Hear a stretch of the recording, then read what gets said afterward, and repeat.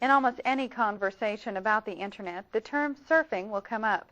Surfing is a term used in the computer industry that isn't about the ocean or surfboards, but about logging on to the Internet and searching or seeking out information. There are a number of ways to open an Internet web page or document. We can use a variety of commands from the menu bar, the toolbar, or by clicking on a link from another page. We'll begin this section by learning several ways to open pages and browse the web. Some of the methods we'll demonstrate can save us time by allowing us to access web pages more quickly. First, let's open a web page document by using the Open command. We'll select the File menu, then choose Open. The Open dialog box appears and we'll enter the Internet address of the website we want to visit. Let's type http://www.discovery.com. Notice the Open as Web folder option that's displayed here. This option can be used if we're accessing web folders from an Internet server and want to browse the files or folders, just as we would from the Windows Explorer. We'll keep this option deselected, then press Enter. The dialog box disappears, and Internet Explorer travels the Internet highway to the Discovery Online website and begins loading the page. Websites can change or be taken away at any time. If you have difficulty finding a site, try using a search engine to find the site. Or with a very long address, it's often easy to find the site by narrowing the address.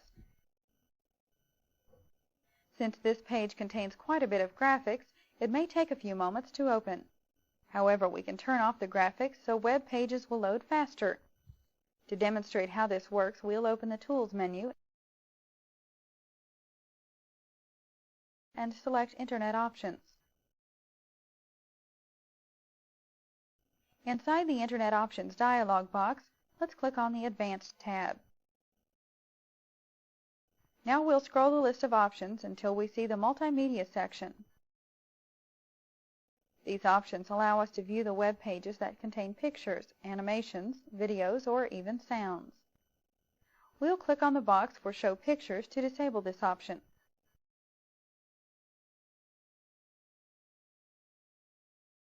We'll leave the other settings checked and click on OK to close the box.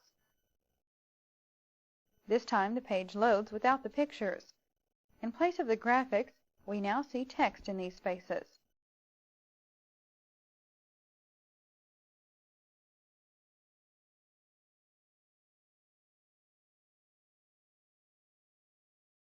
By disabling the multimedia options for pictures, animations, videos, and sounds, we can browse the web more quickly.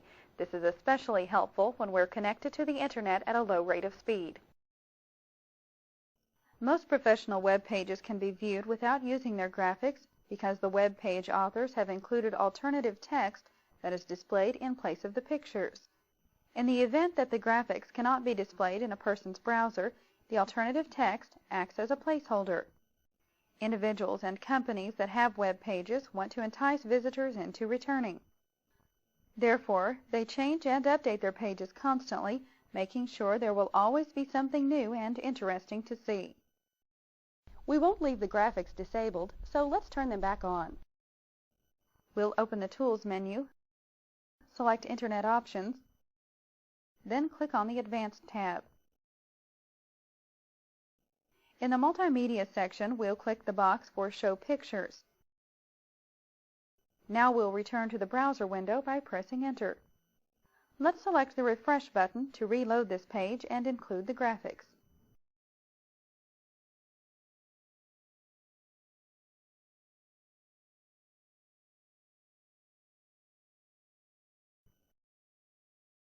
Instead of typing an Internet address, we can also browse the web by clicking on hyperlinks. This page contains many examples of hyperlinks. Let's scroll down the page or use the Page Down button on our keyboard so we can view the section that's entitled Our Other Sites. When a web page contains a hyperlink made from text, it is sometimes displayed with bold blue text or the words are underlined. As we place our cursor over the underlined words in this section, our cursor changes to a pointing hand to identify these items as hyperlinks. Now let's move our cursor over a few of the pictures on this page. As we can see, many of the graphics are also formatted as hyperlinks. We know this because our cursor changes to the same pointing hand. Whether a hyperlink is text or graphics, it basically does the same thing. A hyperlink can take us to a different area on the same web page, to another page within the same website, or to an entirely different website. Let's click on the Adventure Travel hyperlink in the Our Other Sites section to see where it takes us. Internet Explorer now begins loading a new web page. By looking at the address bar, we can see that we're currently viewing a different page within the Discovery website. Now let's visit another web page by entering a different URL. Instead of using the File Open command, let's type a URL in the address bar. We'll click inside the address bar and type http://www.cnn.com, then press Enter. After a few moments, we see the CNN Interactive News page. This page also contains many examples of hyperlinked text and graphics. When we click on one of these graphics, we are taken to a different page, just as if we had clicked on Text Hyperlink.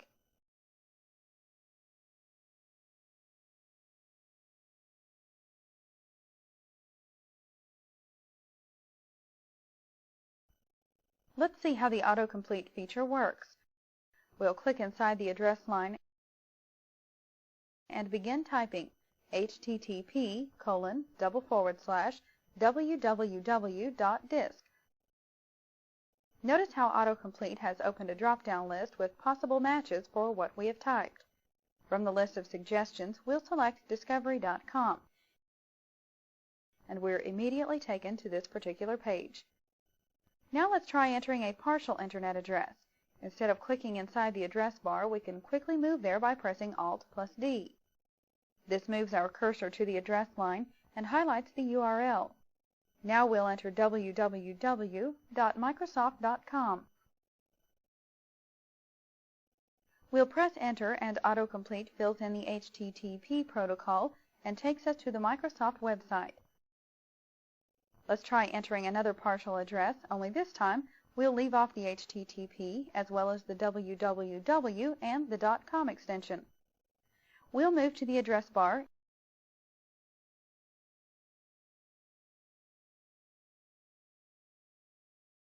and type Viagrafix, then press Enter. Internet Explorer now begins opening the Viagrafix website, whose complete internet address is http://www.viagrafix.com. Since Autocomplete is such a handy feature, we'll leave off the HTTP protocol as we enter any other internet addresses throughout this tutorial.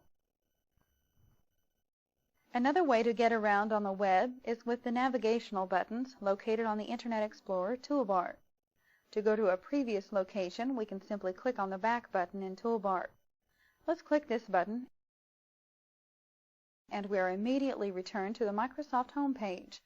We'll select the back button once more,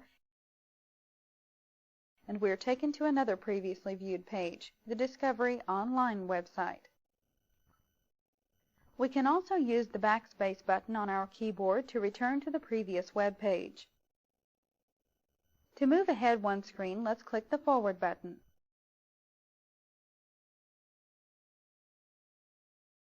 Now let's click on the home button in the toolbar. Doing this takes us to the page that sets up as our default start page, which is also called the home page. Keep in mind the page we're currently viewing may be different than what you see on your computer. The default home page is the page that opens each time we start Internet Explorer.